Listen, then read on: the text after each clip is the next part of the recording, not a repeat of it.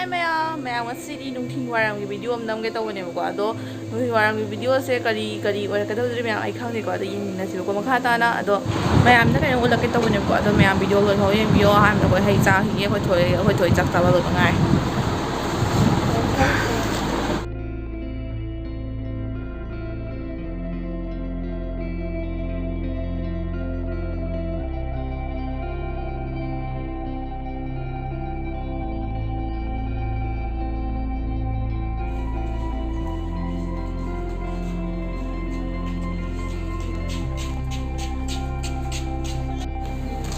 Some. Ini.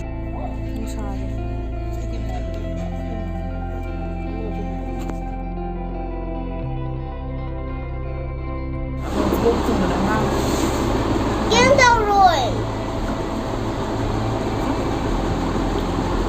Hay sao nè màu xanh gì?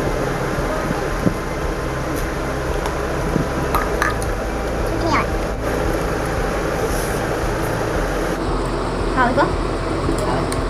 Sao mới đến đây bây giờ đi qua người kêu.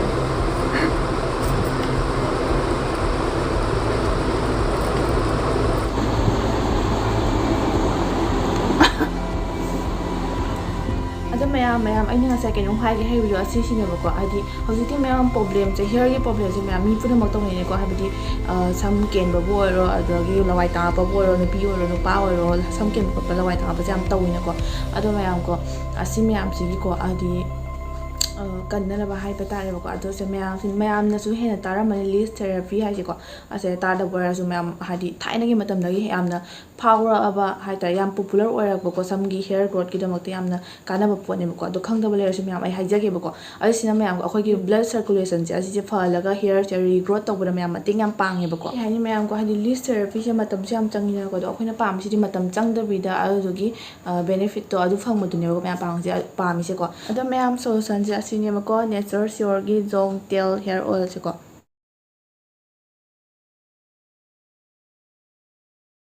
Mayam suko habadi samgi problem dandruff gumba dogi scalp infection gumba ko do alopecia gumba tori mayam chi se sungso hyodana mayam su try to bio ko asi se mayam habadi 100% safe and natural ingredient ngakta na siam manem ko asi yaw je hirudin brahmi do onion seed fenugreek seed adogi curry leaves do sesame oil nim ko asi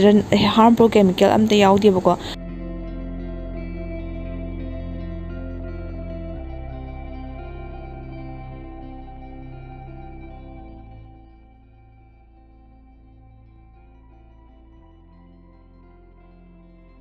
aduga mayam ko asigi Jonk oil habidi list oil je ko mayam regular use tawragani ko mayam gi hair se ke haini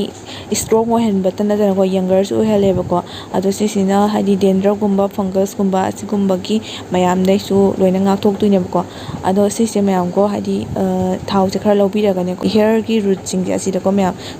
khut matun na ko 15 minutes muk massage to biro ko adu rega mayam ahing ama thambiro ko adu ko ayukta ising lumbu lumu sabana ko ta thok tum thok pyo phadana ko adu dum yar mayam yam lai bani moi process ju yam lu badu oi de bani ba ko description ta link hap chara ma ge ba ko adu ko changbiraga lai biro ko adu video sa sinjara ge mayam bye bye